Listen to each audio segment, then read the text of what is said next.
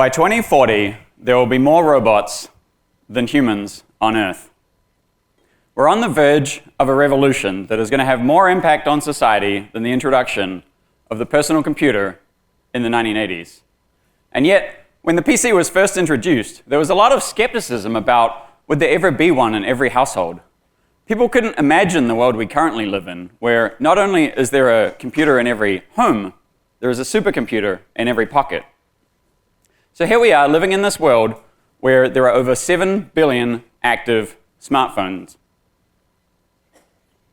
And the only reason that number is not higher is because we ran out of people to sell them to. It only took about 7 years from the launch of the iPhone in 2007 until about 2015, the smartphone industry reached this sales rate of about 1.5 billion phones per year. And it has stayed that way for much of the past decade because we reached this point where every adult human on Earth owns a smartphone. There's no reason to assume that the robotics industry and deployment of robots is going to have these same limitations. If you picture a technologically advanced society, what ratio of robots to humans would you expect? I can easily see a world where this ratio reaches 10 to 1 maybe. You can see this world where we have multiple general purpose robots in every household. We have one or more self-driving vehicles in every driveway. And if you picture an advanced factory, farm, warehouse, we would expect the number of robots to vastly outnumber the number of people. In 2011, Marc Andreessen famously claimed that software is eating the world. And yet, here we are, 14 years later, and software has had remarkably little impact on these industries that matter, industries such as logistics, manufacturing, transportation, aerospace. These industries have been optimized by software, but they're still very similar to how they looked 50 years ago. And they're still very, very labor intensive. And a lot of the jobs that are being done in these industries are very difficult or dangerous. Robots are going to save lives, and they're going to give us precious time back. These industries that robots are disrupting are truly massive. Over half of GDP is human labor. The entire global software industry is worth about $700 billion a year, which sounds like a big number, until you compare it to these other industries, such as agriculture, aerospace, logistics, energy, manufacturing. All of these industries are an order of magnitude larger than the software industry. Agriculture is a $5 trillion industry. Logistics is an $8 trillion industry. Manufacturing, $13 trillion. These are truly massive industries that are being disrupted by robotics and are going to be significantly transformed over the coming decade.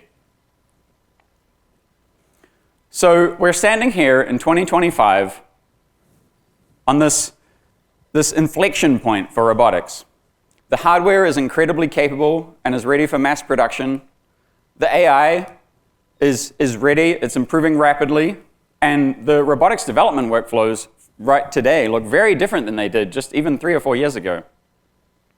There has been an enormous influx of talent and capital into the robotics industry, especially a lot of talent that has come from the self-driving industry in the 2010s is now shifting into all manner of robots.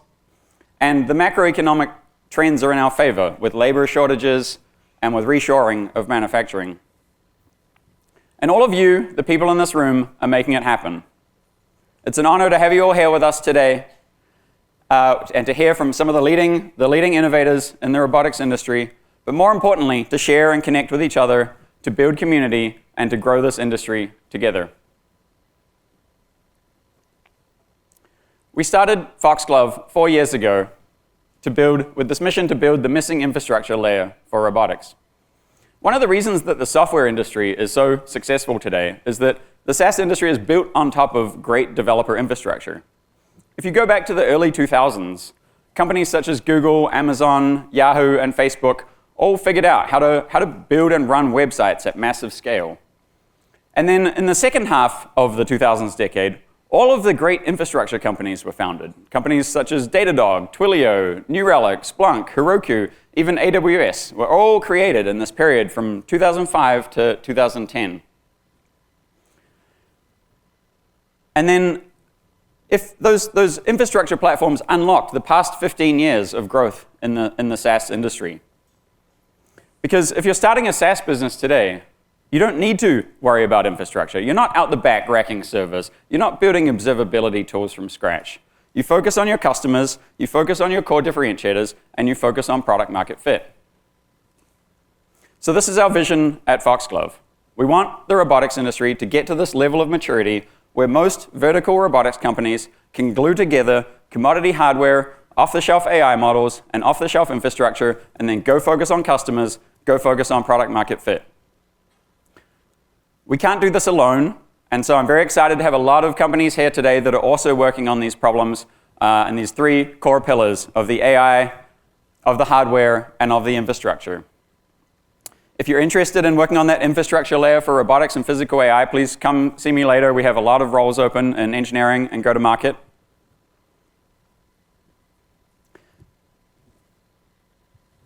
So let's talk about Actuate.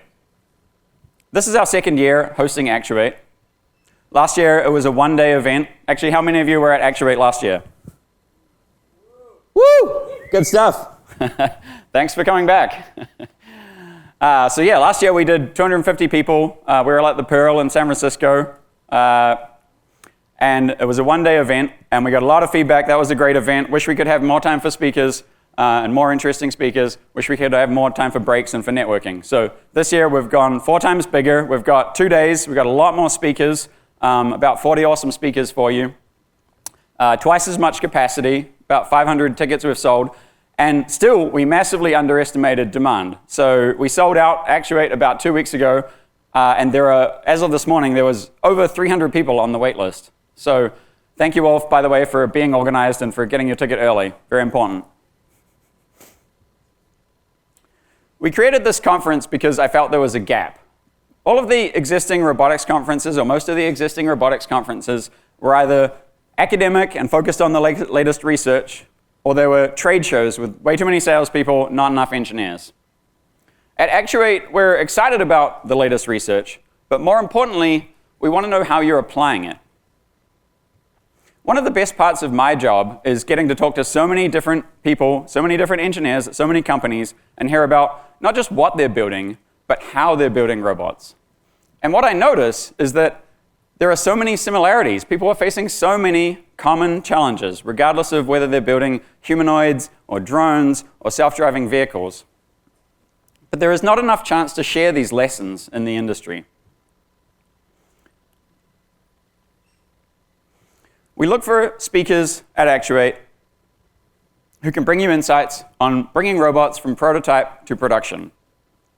We look for talks that cover the full range of robotics development, from AI to control systems, from embedded systems to infrastructure. And even more important than the speakers are you, the attendees. We have so many attendees from across the industry. We've created plenty of time for networking, lunches. We've got a happy hour tonight, and we have an after party tomorrow hosted by our friends at Rivian. So your mission for the next 2 days is to listen, to absorb, but also to meet new people, to share your own insights. And thank you for making this such a special event. Before we get started with our first speaker, I want to take a moment to thank our sponsors. Putting on an event like this costs a lot of money and wouldn't be possible without these companies who share our vision with Actuate. So a special shout out to our platinum sponsors, Encore and Avala. They also sponsored our dinner last night. And then thank you to our gold sponsors, Amazon, Anyscale, Eclipse, Lightwheel, Ouster, and Segments. And then also a very big thank you to our returning sponsors, Eclipse, Tangram, Pathbreaker, and finally Resim. Special shout out to Resim, who were our first sponsor last year. If you guys need simulation infrastructure, go talk to them. But yeah, thank you to all of these people for making Actuate happen. Please go see the booths downstairs during the breaks. Go say hi to them, learn about what they're doing. So without further ado, I'm excited to introduce our first speaker, Jim Fan.